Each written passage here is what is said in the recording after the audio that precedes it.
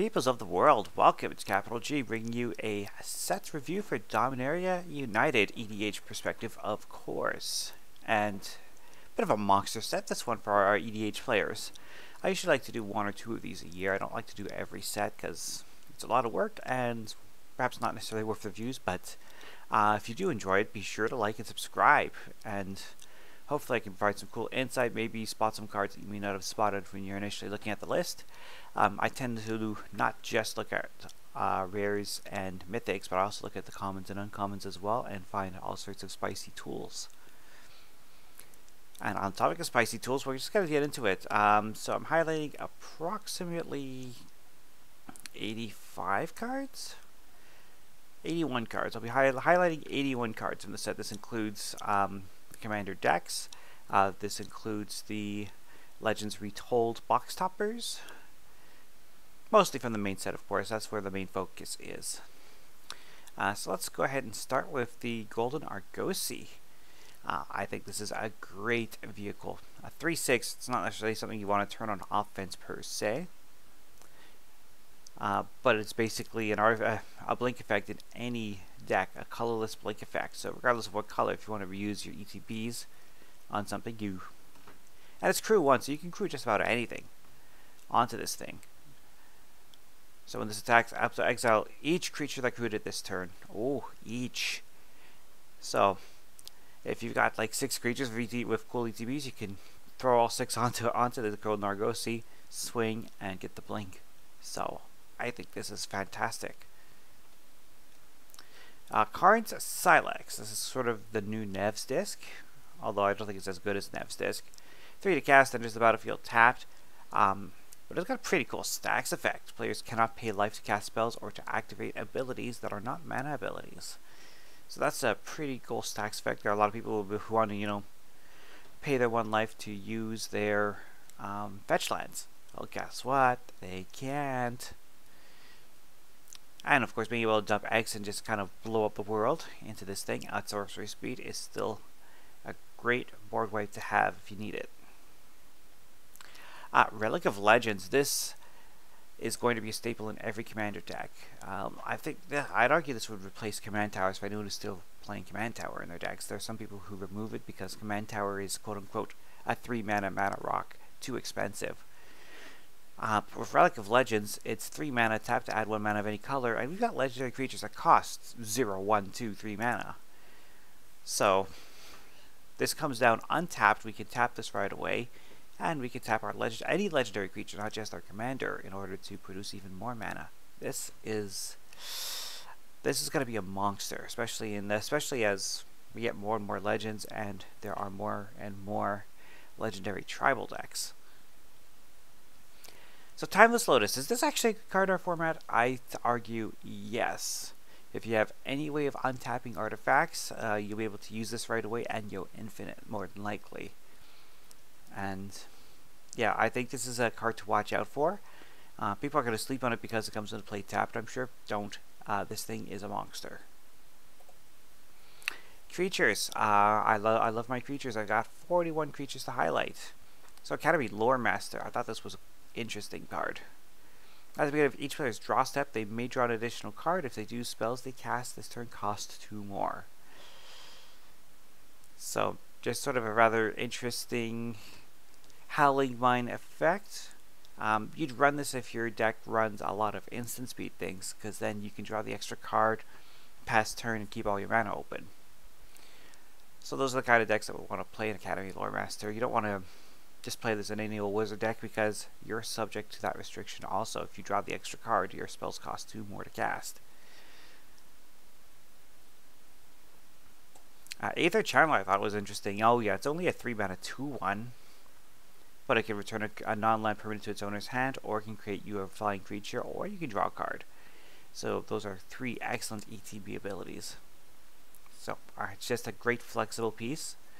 I wouldn't mind having one for my Inala deck personally. Astor, Bearer of Blades. Another Boros attacking commander. You can choose to go the equip route or the vehicles route with this. Regardless, It gives you card advantage when it enters the battlefield by finding you an equipment or a vehicle. And then to equip an equipment, it's equip 1. So Colossus Hammer, 1 mana to equip, yes please. Vehicles, no matter what vehicle it is, 1 power to crew it, yes please. Balmore. This is sort of a go white spell slayer strategy, which I kind of like. Whenever you cast an instant or sorcery spell, creatures you control get +1/+0 and trample. So, an uncommon legendary creature, but this is one that can be very, very aggressive. Watch out for it. Braids. Just sort of mono black sacrifice shenanigans, but it's interesting. Whatever you sacrifice, your opponents have to sacrifice a permanent that shares a card type with it. Actually, it's a may. They don't have to, but if they don't, they lose 2 life, you draw a card. So, great card advantage engine, in fact. So, you're going to be putting some difficult decisions on your opponents. It's either they give up a card or they give you a card. It's one of the two. Cult Conscript. Just another one of these skeletons that we can pay mana to return from our graveyard to the battlefield. In this case, it does have a condition of a non-skeleton creature having to have died under your control this turn. But still, it's always good to have these kind of abilities. Danatha. Another great mono-white equip commander. Look at all those keywords: First Strike, Vigilance, and Lifelink. So once Danatha is big enough, well, just add in some equipment to grant trample and go to town. She also works with auras, by the way, so it's not just equipment but auras, so you can cast her and then Eldrazi Conscription on ETB. That could be a thing.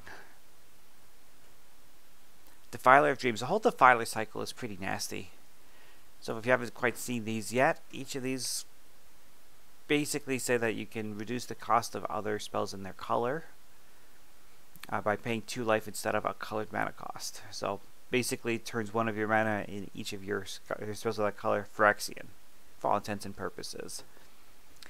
And they all have cool abilities too, based on casting spells of the colors. In the case of the Defiler of Dreams, whenever you cast a blue permanent spell, draw a card. Yeah, yes please, I want those. Defiler of Vigor, another great example of this. It's also 5 mana for a 6/6 creature with trample, so this turns sideways very, very nicely. As an additional cost to pay green permanent spells, you can pay 2 life instead of a green. And whenever you cast a green permanent spell, put a 1/1 counter on each creature you control. So I said 6/6 trample, it's going to be bigger than that every time. Lilias Alcor. The only reason I'm ready to highlight him is if you are a fan of Lotus of the Dream Den, going back to Ikoria, the companion mechanic, we now have another commander choice to go with it.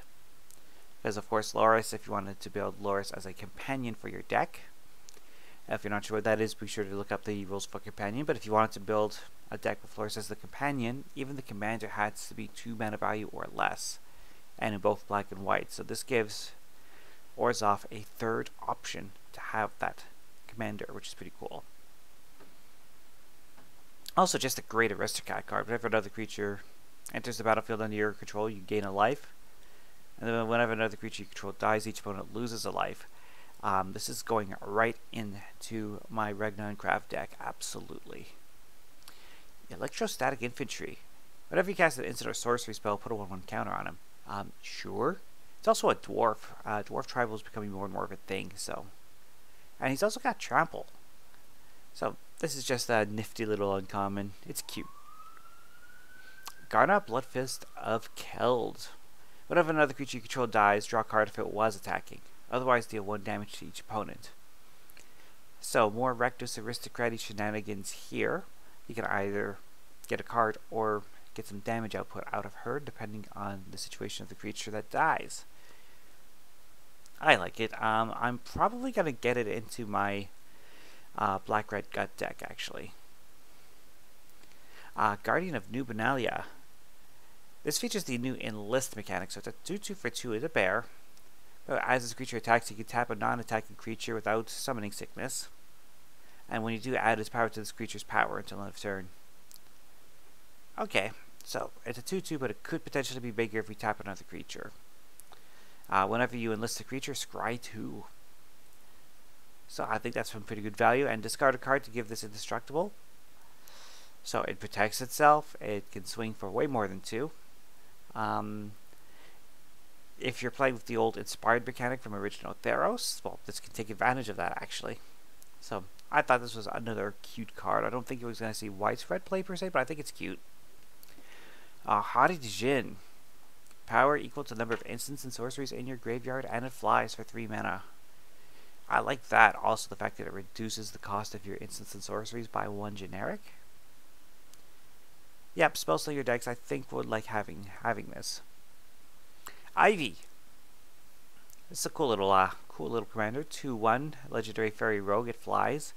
Whenever a player casts a spell that targets only a single creature other than Ivy, you may copy that spell. The copy targets Ivy. So the good thing is it's a you may ability. So if someone cast Feed the Swarm, for example, you don't have to copy that onto Ivy.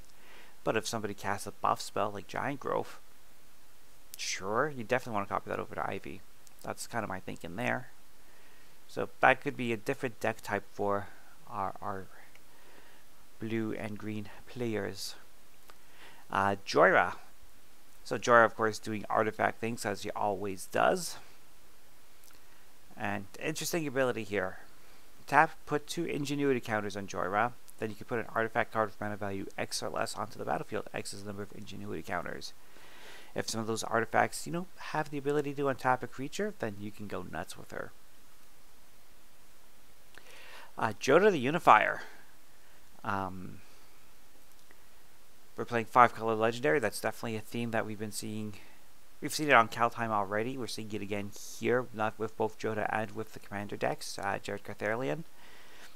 So, fantastic stuff here. Legendary creatures you control get +X/+X, where X is the number of the legendary creatures you control. So, that's pretty cool.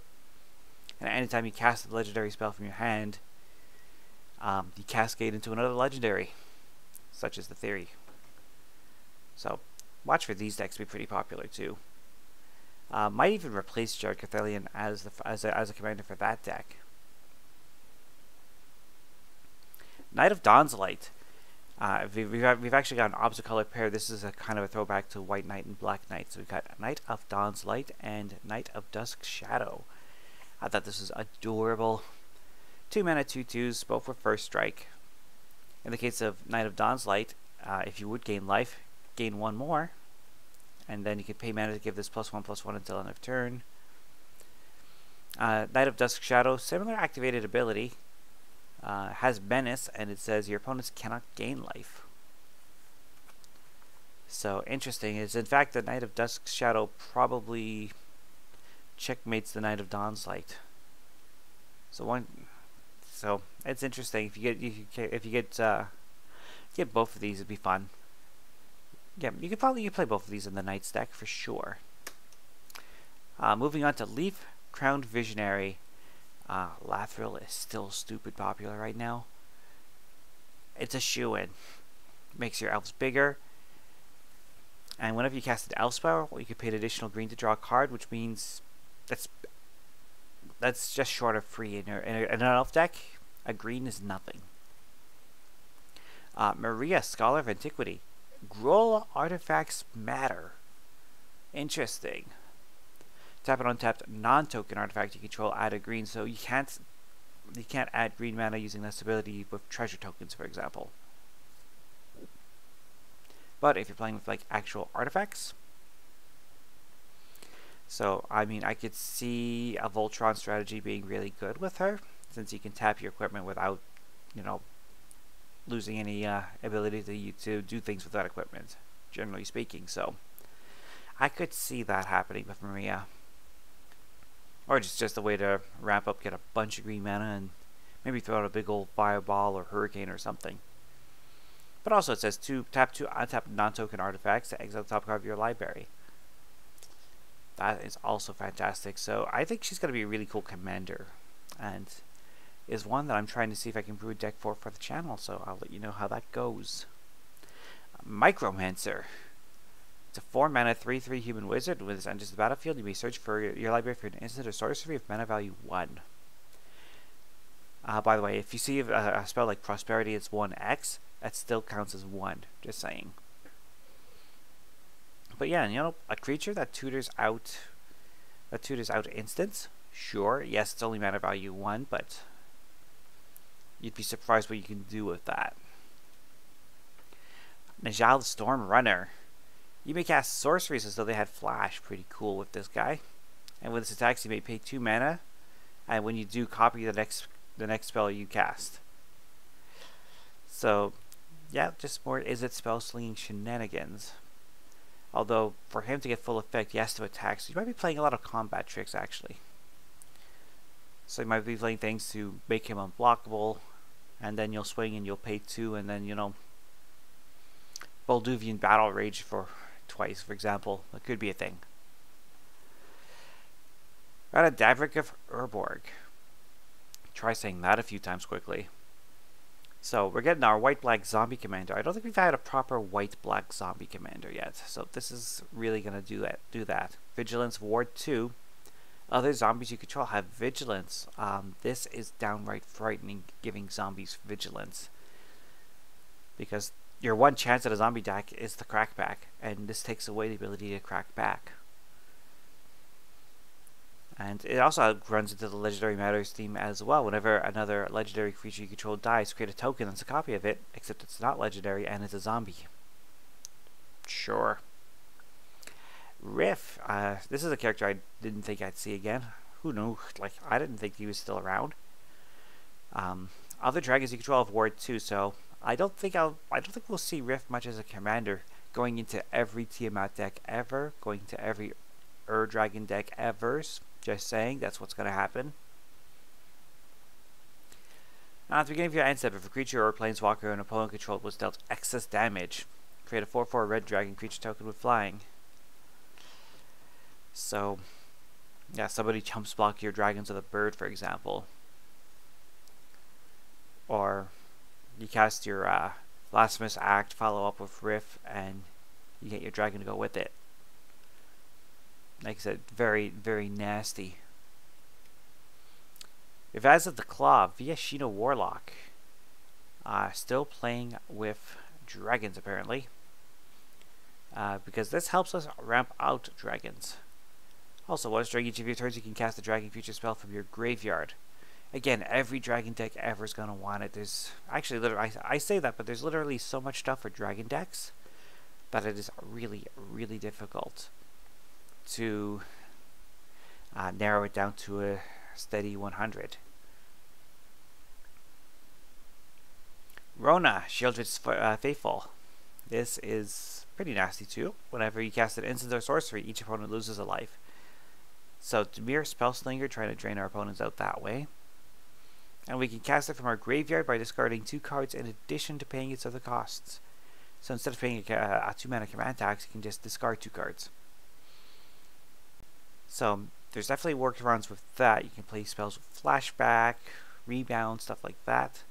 You can play spells with Madness.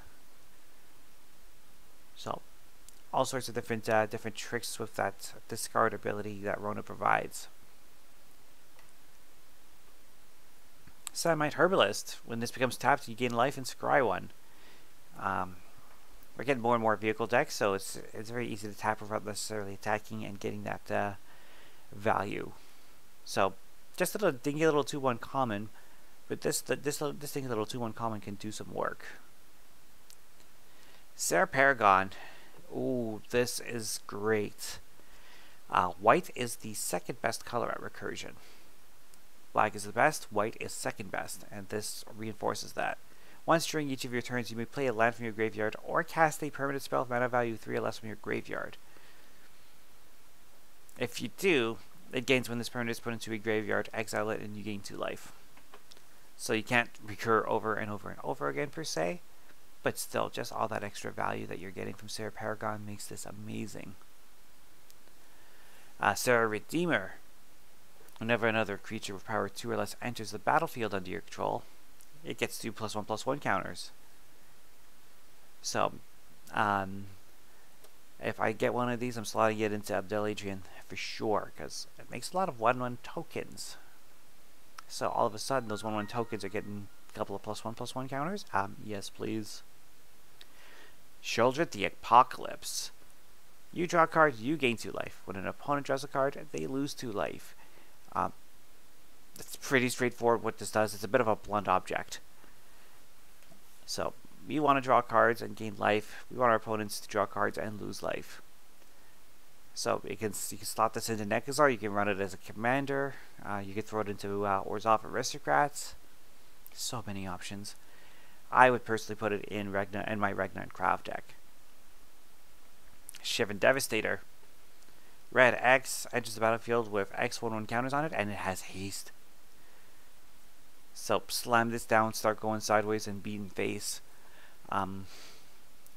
Usually when you get to the kind of matter where this is super effective, chances are you want to end the game at that point. But if you're playing a lower power level, for example, then this is just a fun way to throw down for your opponents and just devastate. Now, Silverback Elder this is going to be a new staple. Triple green and 2 for this 5/7 ape. Triple green seems like a lot, but whenever you cast a creature spell, you can destroy an artifact or enchantment. You can look at the top 5 cards of your library, put a land from amongst them onto the battlefield tapped. Or you could gain 4 life if you need that life gain. So, destroy something, potentially ramp, and definitely gain life. Those are your options every time you cast a creature. Yes, please. That is amazing. The Soul of Windgrace. So for those who are bored with their Lord Windgrace decks and want to change it up a little bit, this can do that. Still plays with the same colors and themes of, discarding lands.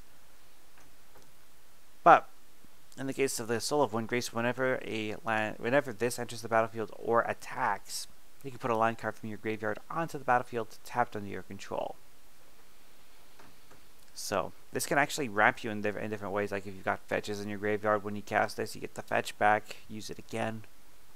If you've got land cards in your hand, you can pitch them to one of these abilities, gaining life, drawing a card, or granting the Soul of Windgrace indestructible. All 3 fantastic options. But you activate these abilities, a land ends up in your graveyard, and you just keep ramping that way. Fantastic stuff. You definitely want to play your bounce lands in order to, play that. You could actually discard that land, play it, bounce it back to your hand, and always have a land in your hand to activate these abilities with. Especially that second one, discard a land card to draw a card. That's where you can really see some value with this. It's not as efficient as the Planeswalker, but at least this can turn sideways and end the game. Sprouting Goblin. This goes into every Lord Windgrace deck ever. So 2 mana for this 2/2. You can kick it to go get a land for the basic land type and put it into your hand. So perfect stuff there. Can help fix you if you need that extra fixing. 1 red, tap and sack a land to draw a card. Turning your lands into cards. If you're playing a mana base with fewer lands, perhaps not worth it. But if playing lands from your graveyard, if playing lots and lots of lands is your game, this can provide some card advantage for you. Tatyova. Lands become creatures and they fly. Yeah, we're going to get smacked to the face by flying islands and forests. Just saying. The Raven Man. Recently revealed that the Raven Man is in fact Limdul the Necromancer. So, my next deck tech is going to be the Raven Man. I'm just kind of fine-tuning it at the moment before presenting it. But this is going to be one of my deck techs for this set. And I think it's a fun little take what you can do with this. So I won't go into too much detail now. We'll wait for that deck tech to drop. Tiller Engine. This is coming from the Commander decks, I believe. And this thing. Ooh. Whenever a land enters the battlefield under your control, you can choose to untap that land. Or you can tap a non-land permanent that opponent controls. Yeah, this is good. This is just really, really good. The one downside, of course, is that it's also a creature. So people play what was it? It's the Amulet. It's that 1 mana Amulet that your lands always come into play untapped. This essentially does that. So that's why this thing is good, but it also says that if you're playing a land that doesn't normally come into play tapped, you still get a benefit. But it's a creature. which is a little bit easier to remove than a non-creature artifact. So pros and cons there, but this is great. Tori Devina, Fury Rider.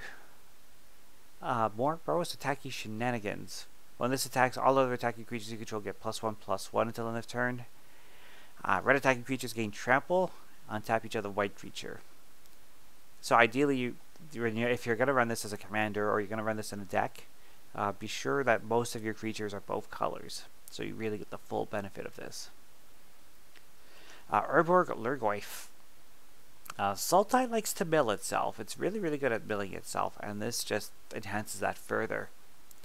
So 2 mana. You can kick it for a blue, kick it for a black, or both. So this could cost anywhere from 2 to 4 mana, but each time you kick it, you mill 3 cards. So for 4 mana, you're milling 6 cards. And its power is equal to the number of creature cards in your graveyard. Its toughness is equal to that number +1. So if this fits your theme, this is a great milling piece. 4 mana to mill 6 cards and have board presence. Yes, please. Zur, Eternal Schemer. Zur, why are you still around? I don't know. I've got a beef with the original Zur. I've had some bad play experiences with the original Zur and earlier times in the format. Although this one is a lot more fun on the surface. 3 mana, 1/4 flying. Enchantment, creatures you control have Death Touch, Lifelink, and Hex Proof. Amazing. And 2 mana, target non-aura enchantment becomes a creature. In addition to its other types, base power and toughness equal to its mana value. So I think this is something completely new. Being able to animate an enchantment at will without, say, relying on like a global effect to keep all your enchantments as creatures. Just turn them into creatures when you want them to be creatures. Enchantments are very sticky permanents to begin with, so the fact that, again, turn it into a creature, attack, at the end of the turn, it's just a normal enchantment. It's really hard to get rid of.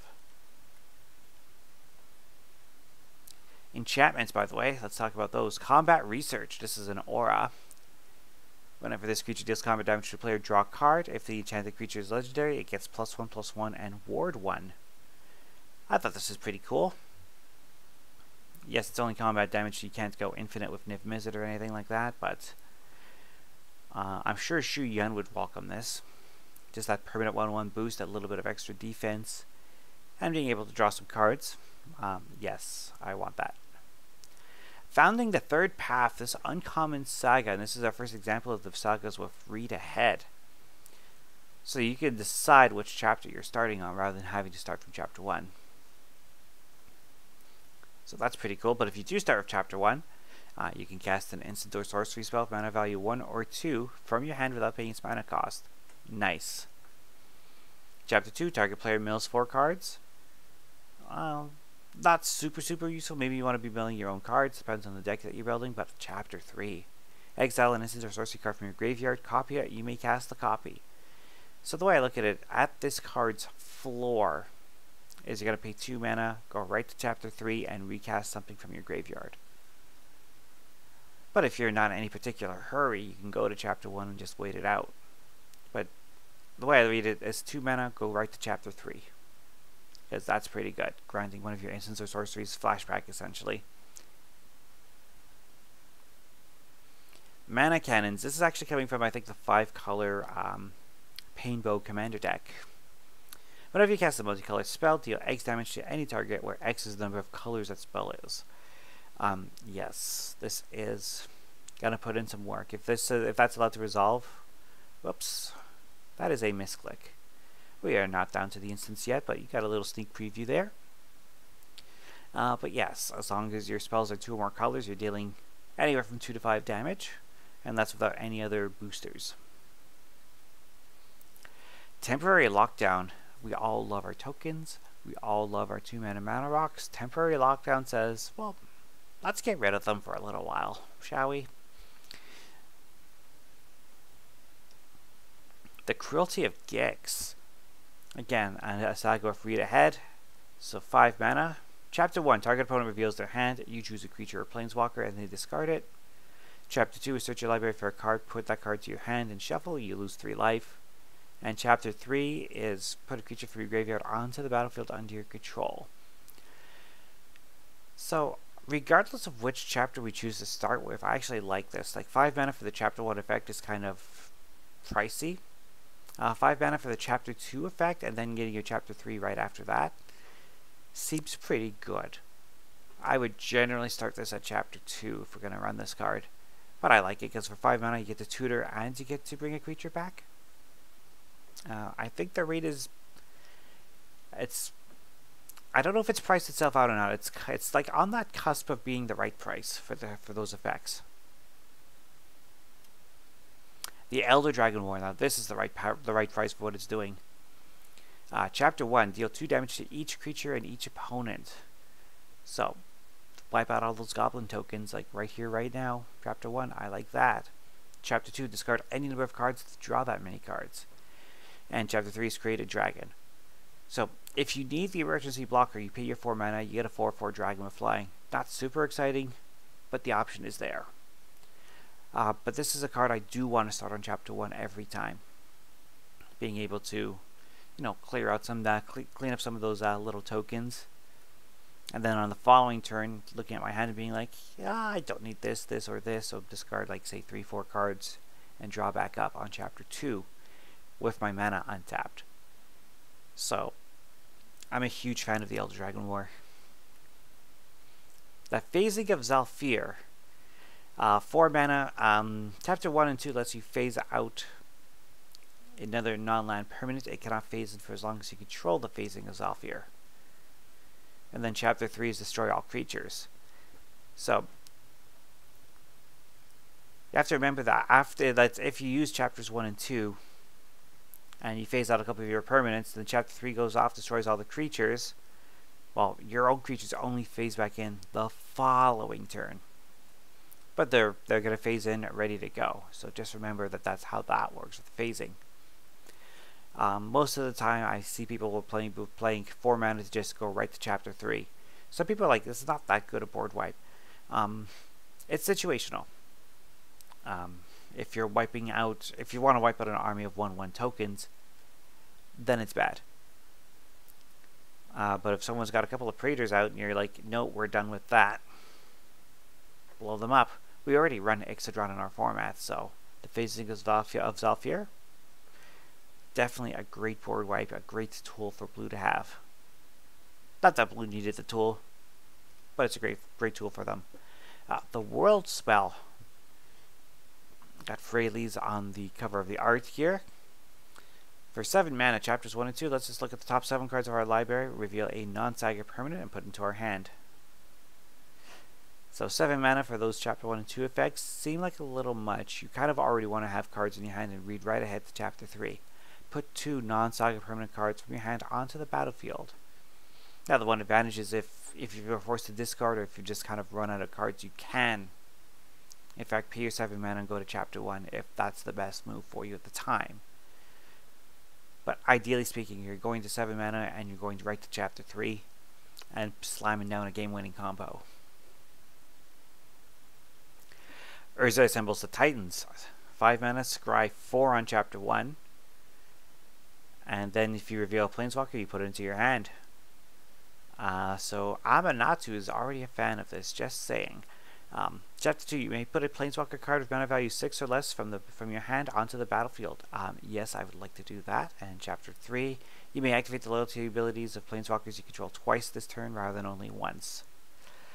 This is great. This is it gives you the read ahead ability, but honestly, I want to start with Chapter 1 on this every time. Maybe Chapter 2, because it's essentially a ritual for a 6 mana value Planeswalker.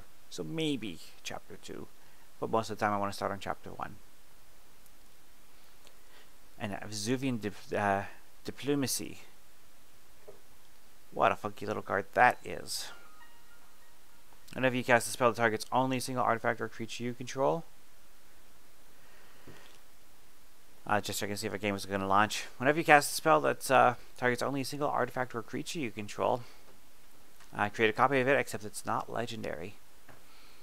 So cool bean stuff. It's throw this in Orvar, target Orvar at least once with this, and then go nuts with everything else. That could be a thing. This card is actually downright scary. If you see this, remove on sight. Otherwise, your opponent is just going to explode in value. Alright, now looking at some instants. Battle Rage Blessing. Target creature gains Death Touch and Indestructible. So you can just randomly give one of your 1/1 tokens this ability in order to take down something that's way bigger. I can protect your commander from a board wipe. Good flexibility here. It looks like draft chaff on the surface, but you'd be surprised what you can do with this. Protect the Negotiators. Interesting little piece of counter magic. Counter a spell unless its controller pays 1 for each creature you control. And you could kick it to get an additional white soldier if you have the extra mana lying around at the time. Fun stuff.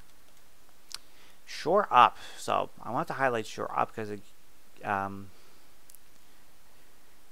well, it untaps our stuff. Target creature you control gets +1/+1, gains Hex Proof, and untap it. So somebody targets one of your creatures, grants it Hex Proof, which essentially counters that spell, untaps your creature so it's ready to block, and makes it bigger. I like it. I'm a fan of this. I am definitely going to have to add this to Val. Val would love to have it. Stall for Time. 3 mana. Tap up to two target creatures. If this spell was kicked, put a stun counter on each of those creatures. Stun counters are a new thing starting with this set, where if a creature has a stun counter, if it would untap, you remove a stun counter instead. So, pretty cool ability. Very nasty if paired with Proliferate. So you actually kind of want to cast this at sorcery speed with Atraxa. And start proliferating those stun counters and keep your opponents tapped down. Stun counters can do that. Tear Asunder. So the one downside to the card is you have to be in both green and black to play it. But if you are, for 2 mana, exile an artifact or enchantment. So when running a Perforos, this gets Perforos. Gone. Don't have to worry about that anymore. Added bonus, if you kick it, it can be any non-land permanent, not just artifacts or enchantments. So 4 mana to remove, say, a creature is usually kind of expensive. But the fact that this is 2 mana to get an artifact or enchantment, and it is an exile effect, I think this is an absolutely fantastic card. Be sure to watch out for it. Don't sleep on that on this one. This is a great piece of removal. Unite the Coalition. This is coming from the Jared Carthalian Painbow deck. Wooburg and 2. Choose 5 modes. You can choose the same mode more than once. You can phase out a permanent. You can draw a card. You can have somebody draw a card. You can have a player exile their graveyard. Unite the Coalition deals 2 damage to any target. So for 7 mana, if you want to use this mode 5 times, you're dealing out 10 damage as you choose. Or destroy target artifact or enchantment. And it's an instant, so 7 mana instant is not necessarily where we want to be. Like I rarely even see Cyclonic Rift anymore because the game is sped up to the point where Cyclonic Rift might be a little slow in some games. So if you're playing a slower meta, this is fantastic stuff, I think. I love that flexibility. Love being able to do whatever you want with it. Lands. I've got 4 lands I'd like to highlight. Crystal Grotto. When it enters the battlefield, you scry 1, and it taps for a generic, and you can also pay a mana into this to add a mana of any color, so it can do some filtering. Normally not a huge fan of the effect, but the fact that this comes in untapped and gives you scry, I think is actually quite good. No, it doesn't give you any colors on its own, but that's okay. Just like a free scry makes this a playable card in some decks. Haunted Mire. I've got this standing in for all 10 of these. So, Kaldheim gave us all of the snow dual lands that come into play tapped and have no way of untapping themselves. At common, Dominaria United has given us the non-snow versions. So it's just the Swamp Forest.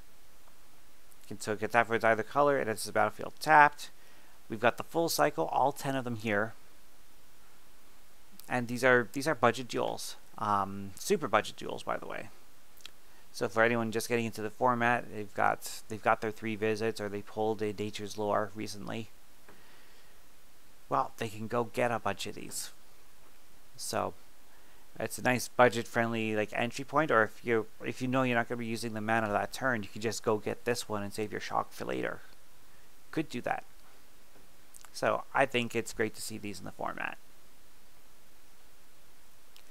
Plaza of Heroes. I believe it was EDH deck building demo that did a video specifically highlighting this card, because this makes it super easy to cast your commander, because it taps for mana of any color that you can use to cast a legendary spell.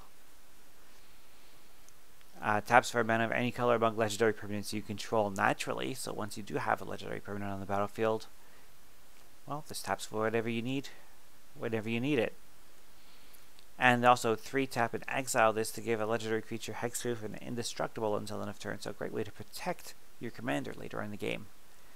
So this card is stacked. That's a lot of abilities on this simple little land, and it doesn't even come into play tapped.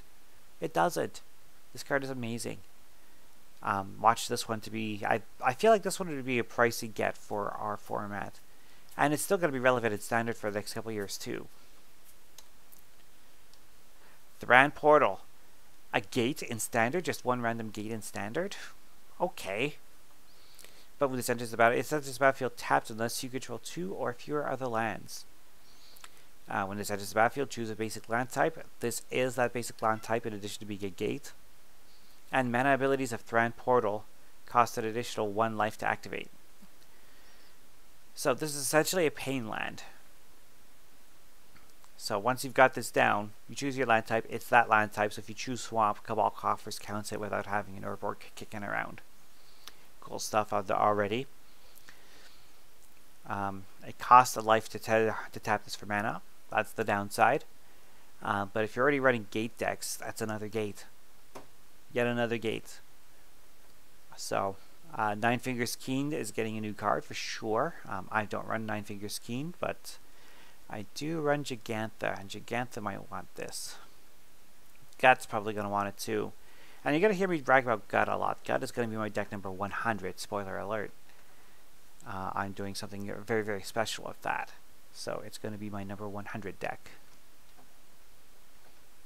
But let's move on to our Planeswalkers. 2 that I wanted to highlight. I should probably highlight Jared Cathalion, but I chose the Hada Bender of Wells instead, as this one is really reinforcing the Mardu Legendary theme. I'm already running Mardu Legendary with Piru at the helm, so I don't know if I want to pick up the deck or just a few singles from the deck, but regardless, just a great Planeswalker that can be your commander.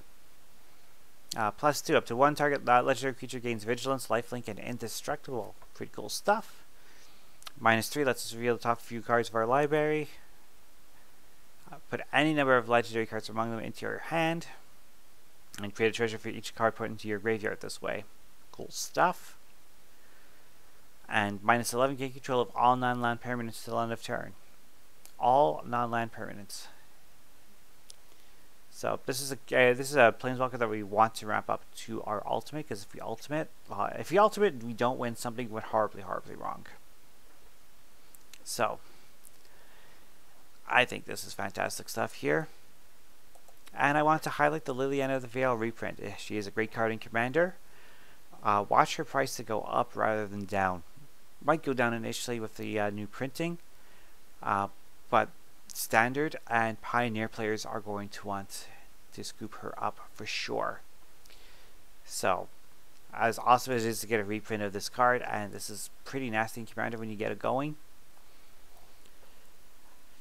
I think the price is on the overall going to go up for a while. So watch out for it. If you pull this, hang on to it. Sorceries. Chaotic Transformation. For 6 mana, exile up to 1 artifact, artifact, creature, enchantment, land, and planeswalker. And basically Chaos Warp all of them. So for each thing that you target, its controller looks for, has to flip cards until they hit something of the same type, but once they do, it comes onto the battlefield. So Chaotic Transformation is pretty accurately named. You can target your own stuff, so if you've got some smaller value pieces that you don't need anymore, swap them out for something better. Hopefully, maybe. You never know with this thing. I like it. I'm a fan. Drag to the bottom. Each creature gets -X/-X, where X is 1 plus the number of basic land types amongst lands you control. So if you're running this in mono black, it's just a -2/-2 for 4 mana. Yuck. But the more colors you run, the better this gets. So even if you run all 5 colors, that's -6/-6. Impede Momentum. Tap target creature and put 3 stun counters on it. Really lock somebody down. It also gives you a scry for your troubles too. So, Impede Momentum. This is kind of one of those pinpoint things that really like alter the course of a game. So, watch out for it. Iridian Maelstrom, coming from the Painbow Commander deck. Destroy each creature that isn't all colors. Pretty straightforward stuff here. Destroy each creature that is not all colors. Runic Shot. 1 mana to destroy tapped creature. If the spell is kicked, scry 2. And it's a sorcery, so 1 mana white sorcery removal, but it doesn't actually benefit our opponents if we remove the thing. So if somebody, you know, swings with a big old creature and we have a chance to get it on our turn, get it. The fact that we can also get that extra scry in there is pretty nice. Threats Undetected. Now this is a play on the... Sorry, this is a play on the old blue card. It's a blue card that's actually banned in our format, Gifts Ungiven. So Threats Undetected lets us go look for 4 creature cards with different powers. By different powers as in attack power. And reveal them. An opponent chooses 2 of those cards. Shuffle the chosen cards into your library, put the rest into your hand. So at worst, some people are calling this a trap, but at worst, you go get your 4 best creatures and your opponent has to decide which 2 creatures that they want to try to deal with. Emphasis on try. Obviously, if you're running this card, you're running some real powerhouses in your deck. And you're going to be forcing your opponent into a tough spot. It's pretty easy to find any 4 creatures that no matter what your opponents choose, they're not going to be a fan of it. So, I like this card. 3 mana, get 2 of your biggest threats into your hand regardless of what happens. Yes, you're telegraphing your play. Yes, your opponents are going to see them coming. But theoretically, when you're casting this to go get those creatures, there's nothing they're going to be able to do about it. And dinky little common, but I'm a huge fan. Erborg Repossession. So you have to be playing both black and green because of the kicker. For a single black, return a creature card from your graveyard to your hand. Pretty ordinary stuff here. You gain 2 life. Nice. If this spell was kicked, return another permanent card from your graveyard to your hand. So this combines a Raise Dead and a Regrowth onto 1 card, with the benefit of gaining 2 life. So 3 mana, 2 cards from your graveyard. Pretty good rate, I think. I like it. And those are all the main set cards I wanted to cover. I do have a few of the Legends Revisited cards. There's 7 of them I highlighted, because I think these are all really fun commanders to play with. Now, these are all going to be tough gets because they're only as box toppers or in the collector boosters. But still, these are all pretty sweet. If you get these, be sure to build something for them and let's see what they can do. Let's start with Aisha Tanaka Armor. 5 mana for this 2/4 Human Artificer. When this attacks, look at the top 4 cards of your library. Put any number of artifact cards with mana value less than or equal to her power from among them onto the battlefield, tapped. Put the rest on the bottom of your library in a random order. So look at 4 cards at a time, pretty good. She wants to attack, so ideally we want to give her some weapons, cheap equipment, what have you. She cannot be blocked as long as the defending player controls 3 or more artifacts, so that is a thing too. If our opponents are running a bunch of mana rocks, she's going in freely. I like that. Don't forget to run your artifact lands when you build this, because she can actually ramp you up with your artifact lands. I've already done my deck for Hazon Shaper of Sand. This is fun. This is just a fun creature, fun throwback to the original Hazon. 3/3 Desert Walk. Don't expect the Desert Walk thing to be super relevant. We don't run a ton of deserts in our format. But for the ones that we have access to, being able to play them from our graveyard, yes, please. Being able to get a couple of tokens every time we play a desert, yes, please. Building this one for the channel was pretty fun, I have to say, and I think it would be a really, really fun build. Not so much fun. Ramses Assassin Lord. I wanted to highlight this one, but more of a side-eye highlight, as it were. This one is really, really sus, and I think players should be paying very close attention to what this does to the game, because it does something very, very unique. So 4 mana, 4/4, Death Touch. Other assassins you control get +1/+1. Sweet, Assassin Tribal, nothing wrong with that. Whenever a player loses the game, if they were attacked this turn by an assassin you control, you win the game. It doesn't matter how they lose the game. They don't even have to lose the game to combat damage. You could just kind of attack over a dinky assassin token, then mill them out. That could be a thing. Or drain life, or things of that nature. It doesn't matter how that player loses the game, so long as you've attacked them with an assassin. But the fact that you only need to eliminate one player to win the game, that is something completely different. It gives us something completely new. And like I said, I'm looking at this with a bit of a side eye. I'd ask the community to pay very close attention and see what this does. Do not let this thing stay on the battlefield by any means. I know a buddy of mine, Caesar, has been testing this out, and the win percentage has been quite high. So be careful with this one. Rograk Keep Overlord. So a red, a black, and 3/4/4 Kobold Warrior. That is huge for Kobold. Other Kobolds you control get +2/+2. Whenever you cast the Kobold spell, you may pay an additional 2 mana to get a dragon. Oh, okay, never mind, that's really good. And whenever you cast a dragon spell, you get a 0/1 Kobold creature token named Kobolds of Kur Keep. Okay, cast a dragon, get a Kobold. That means you can attack with your dragons that have some dinky blockers on the ground afterwards. Nice. Or the vice versa, if you cast a Kobold spell, you get a dragon. Or you run a few shapeshifters and you get both. Stang, Echo Warrior. Way better than the original, that's for sure. 4 mana for this 3/4 human warrior. When this attacks, you create a copy of it, and a copy of any enchantments and equipment attached to it. And then you sacrifice all those tokens that enter the battlefield this way at the beginning of the next end step. So, yep, fun stuff here. Make sure one of them is a Skull Clamp, because that way it copies the Skull Clamp, and when you have to sacrifice those tokens, because you do sacrifice them, they don't exile. Get some card advantage off of that. So, really intriguing stuff with Stang here. This is a great add to the format.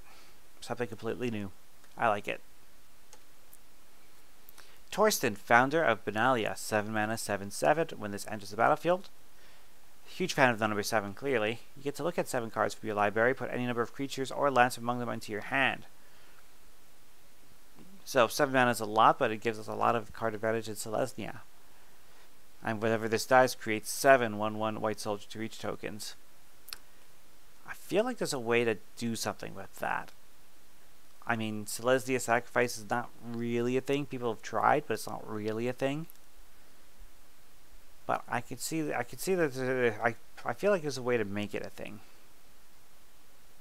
Get back to you on that one. And the last one is the Planeswalker Sietri Dragon Master.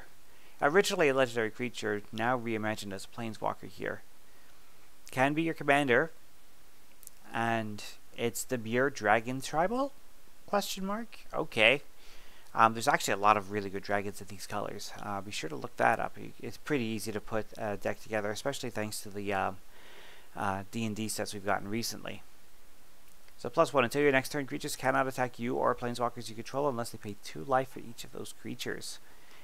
So that +1, not great. It's a way to defend yourself a little bit, but really it's more of a mid to late game defense. -3, search your library for a dragon, reveal it, put it into your hand, then shuffle. So that's one way to play it, is treat it as a dragon tutor coming out of your command zone. And -7, if you somehow get there, is destroy all non-dragon creatures. Okay, destroy all non-dragons. Sweet. I guess really the only problem with that is if you run into another dragon deck, that it kind of backfires a little bit.